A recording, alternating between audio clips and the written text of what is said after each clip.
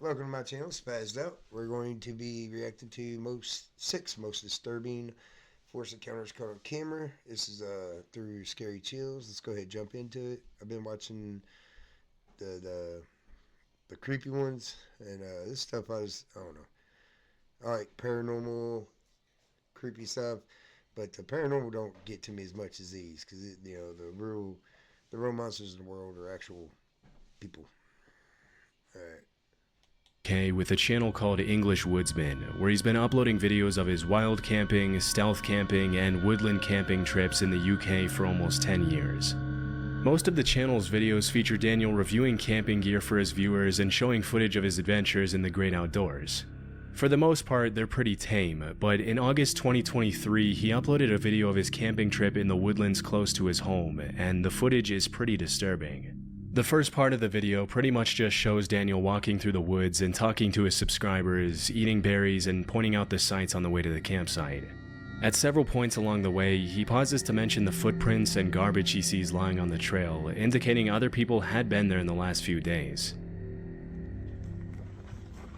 Someone's been here. There's a lot of rubbish around here.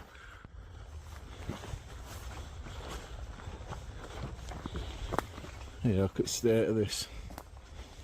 Does get used, doesn't it? After about a 20-minute walk, he sits down in a clearing. You going to the woods, you gonna go camping, you gonna go chill, go get whatever the heck you doing. Man, don't leave your junk. Where he plans to set up camp for the night and leans back on a tree to eat his noodles as he talks to the camera. It's not until around 25 minutes into the video that things start to get seriously disturbing for Daniel. I'm going to be out Friday night, but I'm going away Saturday, so I've got a bit of a drive as well, so I didn't want to be tired, and it's going to throw it down Friday night as well, and rain camping is really good.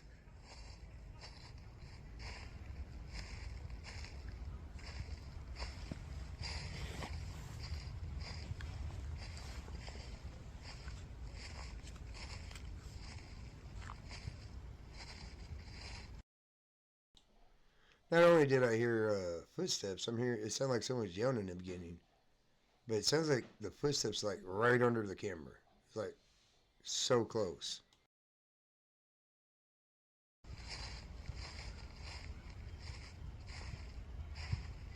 Is that a badger?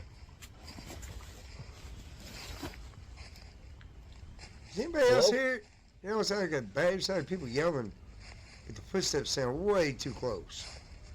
Yeah, I'd be out. No, sir. No, sir. No, sir. Even though some pretty human-like footsteps could be heard right behind Daniel, as soon as he turns around to scan his environment, there's nobody in sight. What's most disturbing is that as soon as he turned around and yelled hello, the footsteps immediately stopped. For the next few minutes, he sits down and tries to regain his composure as he sips his coffee and eats his noodles, but things only continue to get even more creepy as the sun begins to set.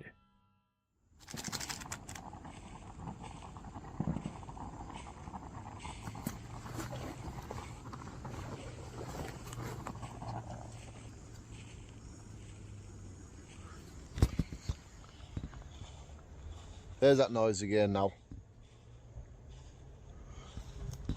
No, sir. No, sir.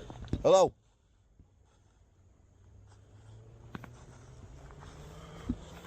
Hello? You got to better hear that. There's nobody here.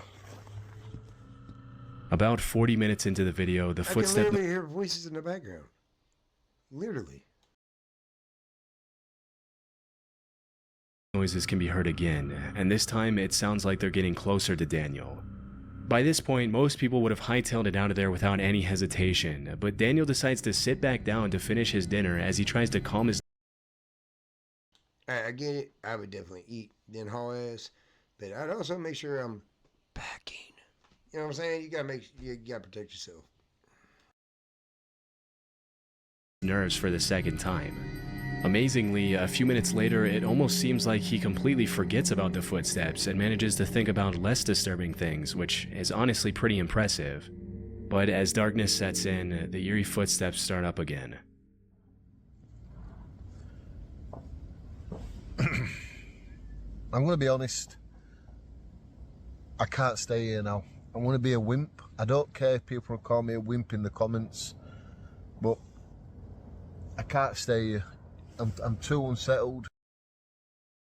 That's not being a wimp, my friend. That is being self-preserved. Well, wait. Am I saying that right? Anyway, you're watching out for thou anus. What? Yeah. I'm nervous. I've done camping like this a load of times. I think I'm going to go find somewhere else to get this bivvy set up. But I'm leaving this spot.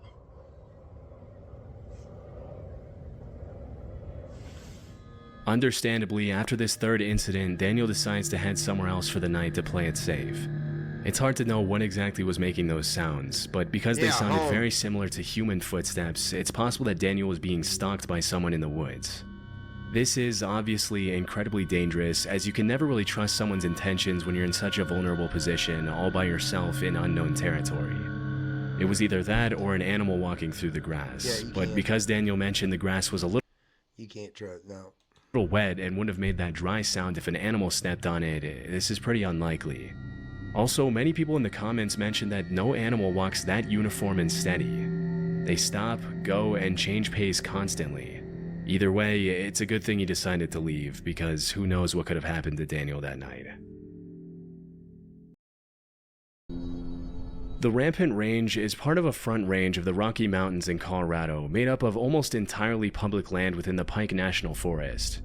In the summer, you'll find lots of bikers enjoying the Rampant Range's elaborate trail system and exploring the great outdoors. For the most part, this part of Colorado is a paradise for anyone who enjoys spending time in nature. But over the past few years, there's been a pretty alarming trend on the rise, with random people setting up wires on trees at just about head height in an effort to seriously injure bikers on the trail. In 2019, a post describing this terrifying trend was What the living hell, man? Oh my God. See, I'm that paranoid person though. I don't trust it. That's what I'm saying. Like, nah. uploaded to Facebook. And disturbingly, the uploader mentioned that one of his high school friends had lost his life as a result of running into a similar wire on a trail. Immediately, people jumped into the comments to point out how incredibly messed up it would be to do something like this, and how this kind of evil needs to be categorized as attempted murder if the suspects are ever caught. A couple of years before that post was made, in 2017, two motorbike riders uploaded a video to YouTube of their encounter with a similar wire, and although nothing happened to them, it was a very close call.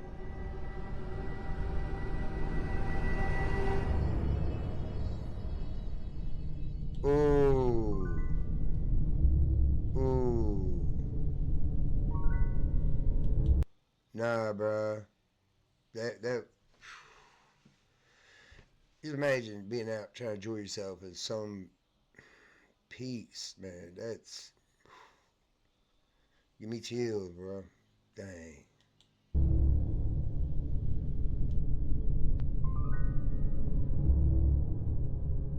That was close. When these wires are set up off-trail, it can be hard to tell whether they were placed there out of malice or if a random camper or farmer placed the wires there to hang up clothes or something similar. But in cases like these where the wires are specifically placed on the trail, there's really only one reason people would do that, and that's to bring serious harm to bikers for some reason. Possibly he barely made it. They're annoyed with the constant loud sound of the bikes near their property or something else.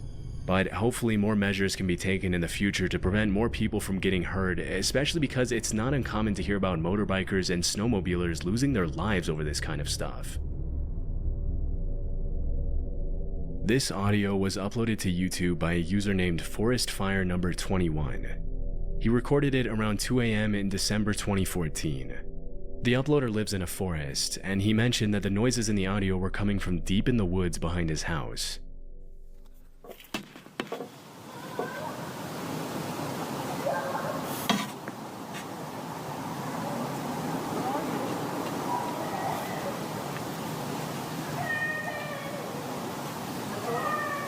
Oh, hell no.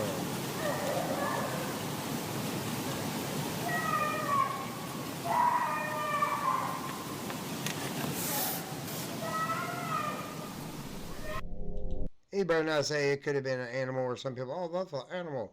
No, now, baby deer sounds like it's saying mom. Have you ever heard one cry out? Go, mom. But that there, oh hell no. It's hard to make out what the child No sir. is yelling, but after listening closely, several users jumped in the comments to point out that you can also hear an adult voice yelling, "Where are you?" In addition to the young female voice making most of the noise, this quieter, more subtle male voice that can also be heard in the audio only makes the whole incident that much more disturbing. Near the end of the video, the uploader mentions that after that night, he checked the news every day to see if he could find some explanation for the screams, but he never did. The fact that the screaming was captured at around 2 a.m. in the freezing cold weather and in the middle of the woods indicates that the uploader could have genuinely recorded something pretty sinister taking place that night. Right? It's hard to tell why the uploader would record and upload the audio instead of immediately calling the police after hearing a female voice in such obvious distress, but at this point there's not much that can be done about it. And who knows, maybe the uploader did call the police. There wasn't much context given in the video's description. We can only hope that whatever problem happened that night was eventually solved, but based on the shrillness of the screams and the strangeness of the whole situation, we probably won't ever be able to know for sure. Lisa is a life coach and YouTuber who often uploads videos of what it's like living in her van and traveling the country on her own. One afternoon in 2022, Lisa had parked her van on the side of the road and left the side door of her van open while she cooked her dinner inside, when suddenly a sketchy-looking guy approached her, poked his head in her van without her permission, and started asking her some pretty bizarre questions in French, a language Lisa doesn't speak. When she mentioned she didn't understand what he was saying, he pulled out a translator app to try to communicate with her, which obviously made her pretty uncomfortable, especially since she wasn't interested in talking to him in the first place after he invaded her personal space. After watching the guy struggle to use Google Translate for a few minutes, Lisa decided she'd had enough and shut the side door in his face, also closing the curtain to make sure the guy got the hint. Strangely, for over half an hour, the guy then stood outside in the rain and tinkered with the translator app to try to communicate with Lisa, even after she made it more than obvious that she wanted nothing to do with him. Hints, bro. It's gonna take a hint. Back up.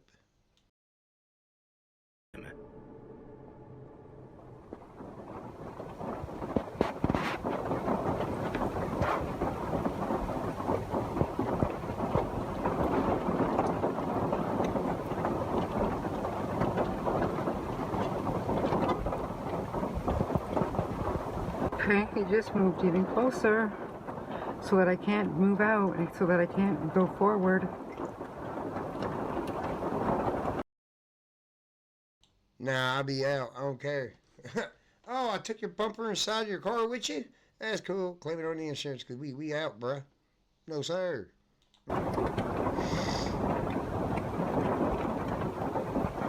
Please leave. Please leave, you sketchy person. Please leave.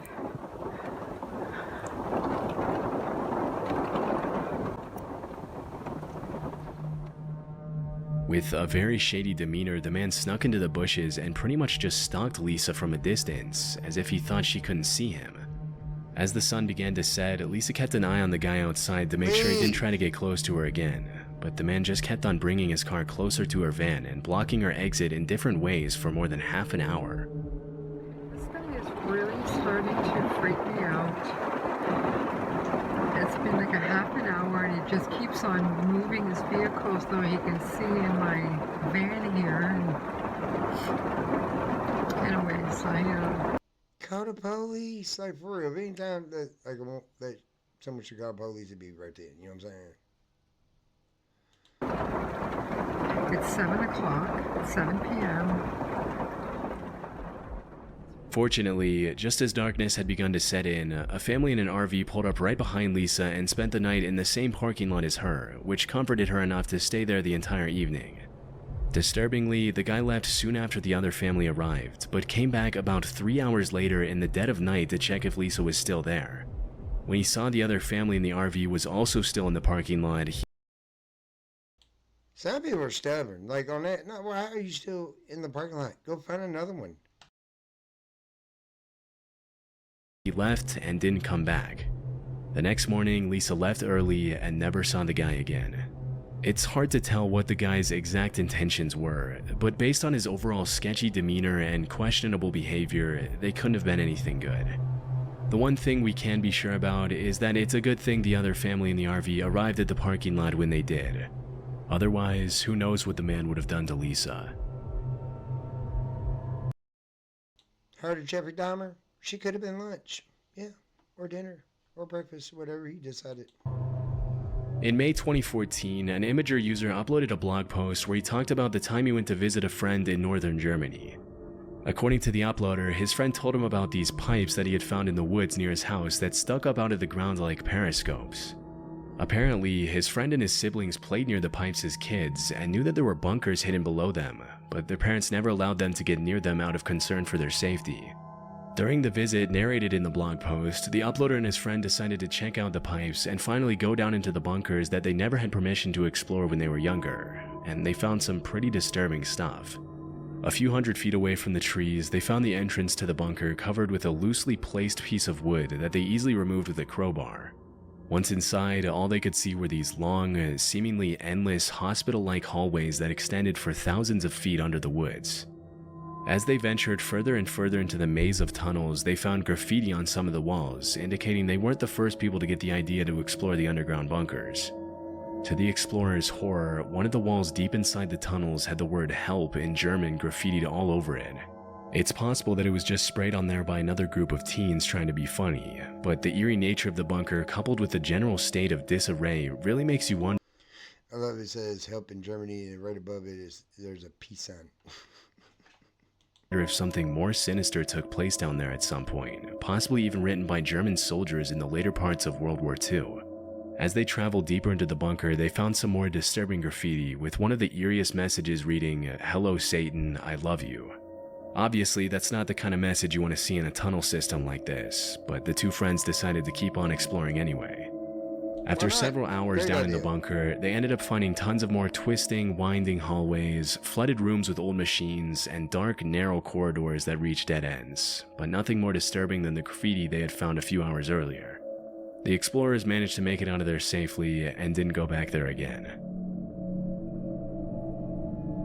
In the summer of 2016, reports started surfacing that people were finding dangerous booby traps along a very well-known hiking trail in the High Mountain Park Preserve in Wayne, New Jersey.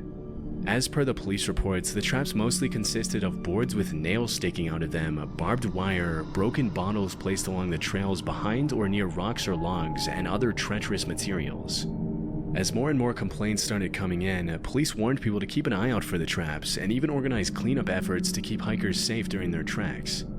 What's most disturbing is that these traps were clearly placed there to hurt. What? People always trying to hurt people just out trying to have fun. Yeah, hating ass. I mean, for real. Like, you're on a bike and people want to cut your head off. You're hiking, having fun. They want to set traps. Man, it's, to me, haters. Hurt people, as there's really no other reason to put nails and barbed wire on the ground in the middle of such a popular hiking trail. The fact that someone would take the time to get out on the trail, build a booby trap in such detail, and place it there with the intention to do harm to other people and their pets is honestly pretty messed up, but it didn't take the cops too long to make an educated guess as to who was behind the whole thing. Although they never found the individual suspects responsible for placing the traps on the trail, the sheriff's department determined that the traps had probably something to do with the feud between hikers and bikers who had been fighting over use of the trail for decades. According to many nearby residents, it's common for bikers on the trail to speed past the hikers without ringing their bells or announcing their presence, which has led to several injuries and rising tensions between the two groups over the years. Still, it's hard to imagine that someone would take the issue to the point of trying to harm an entire group of people Hikers and bikers feud. so maliciously with such brutal methods. Fortunately, no one was hurt as a result of the traps, but the suspects responsible were never found.